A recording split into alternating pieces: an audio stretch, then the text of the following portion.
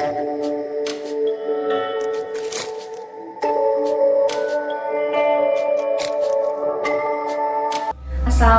warahmatullahi wabarakatuh.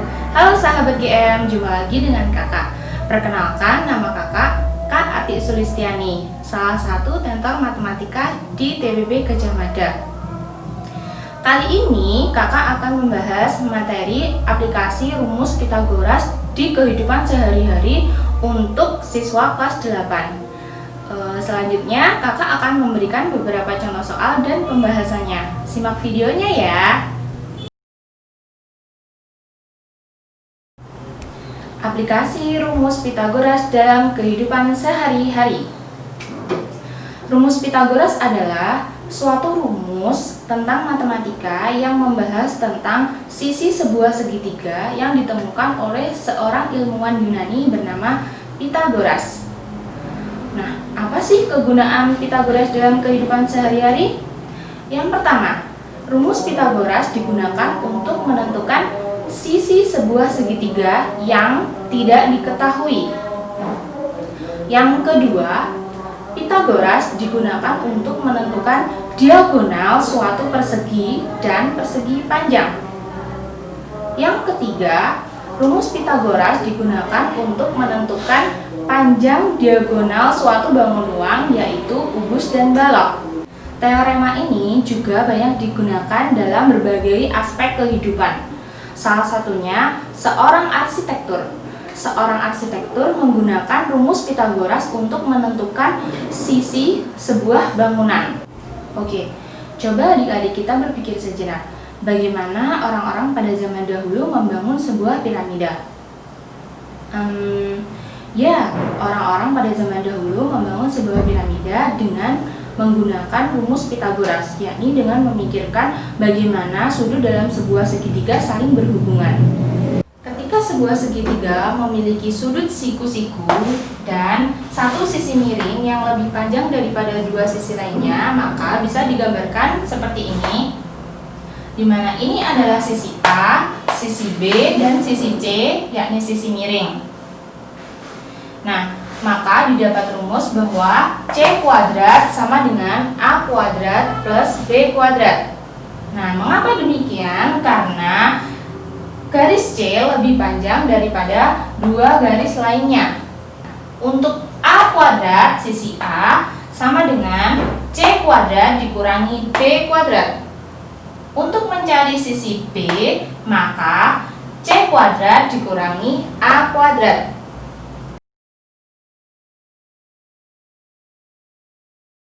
Nah, untuk memberi nama sebuah sudut dalam segitiga siku-siku, maka rumusnya adalah begini. Sudut yang ada di depan sisi adalah nama sisi tersebut. Misalkan, ini adalah sisi A, maka sudut yang ada di depan sisi A bernama sudut A. Untuk sudut yang berhadapan dengan sisi B, maka dinamakan sudut B. Dan untuk sudut C adalah sudut yang berhadapan dengan sisi C. Nah, itu untuk penamaan sudutnya. Contoh soal. Jeffrey Nicole ingin membaca sebuah buku yang berada di rak paling atas. Nah, tinggi rak buku di perpustakaan ini adalah 6 meter.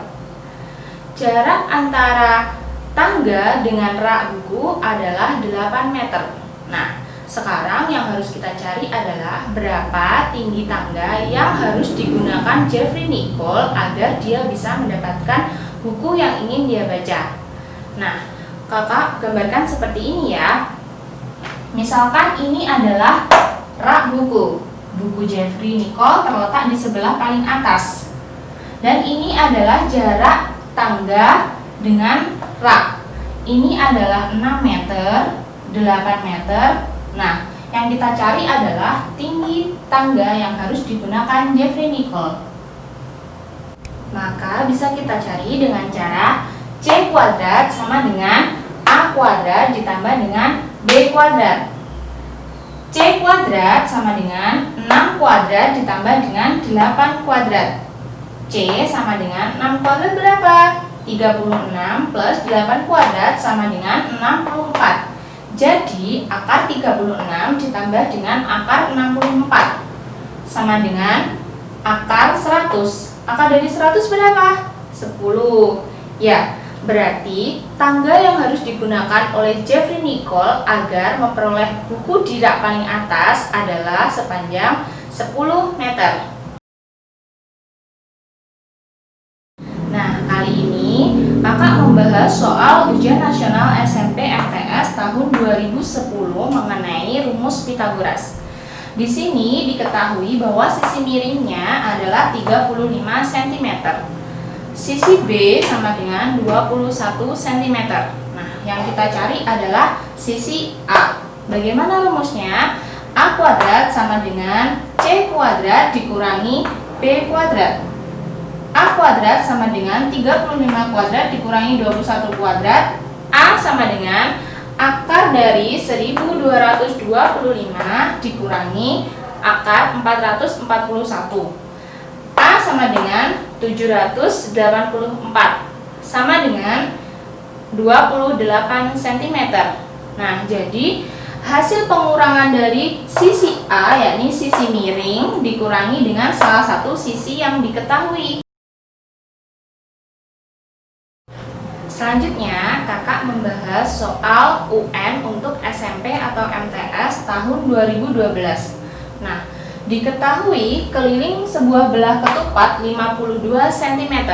Nah, kalau keliling kan semua jumlah ininya ya, berarti 52 cm kita bagi 4. Hasilnya adalah 13, 13, 13, dan 13. Satu diagonalnya 24 cm. Nah, belah ketupat itu memiliki berapa diagonal sih? 2. Maka kita bagi menjadi 2, yakni 12 dan 12. Yang ditanyakan, berapakah luas belah ketupat ini? Diketahui kelilingnya 52 cm, di diagonal satunya 24 cm. Nah, yang ditanyakan luas bangun belah ketupat ini.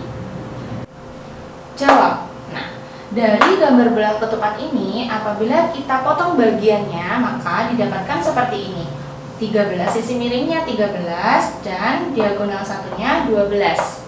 Maka yang kita cari adalah ini. Bagaimana rumusnya? Yakni 13 kuadrat dikurangi dengan 12 kuadrat. 13 kuadrat 169 dikurangi 144 jadi akar 25. Maka jawabannya adalah 5. Nah, 5 ini masih garis ini loh, belum sampai di bawah. Berarti 5 ditambah 5 sama dengan 10. Jadi diagonal 2-nya bernilai 10 cm.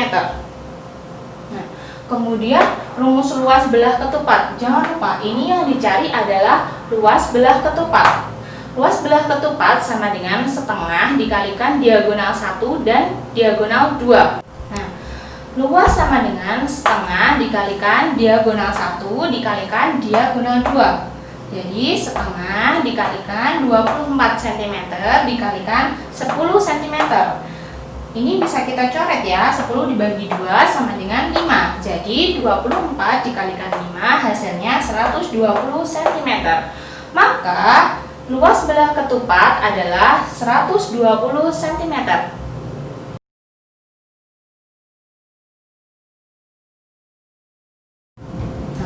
Itu tadi sedikit materi tentang aplikasi rumus Pitagoras dalam kehidupan sehari-hari. Semoga adik-adik GM paham ya. Sekian dulu ya sahabat GM. Tentunya kakak ingin membagikan video-video lainnya tentang matematika. Jangan lupa like, komen, dan subscribe. Wassalamualaikum warahmatullahi wabarakatuh. Bye-bye.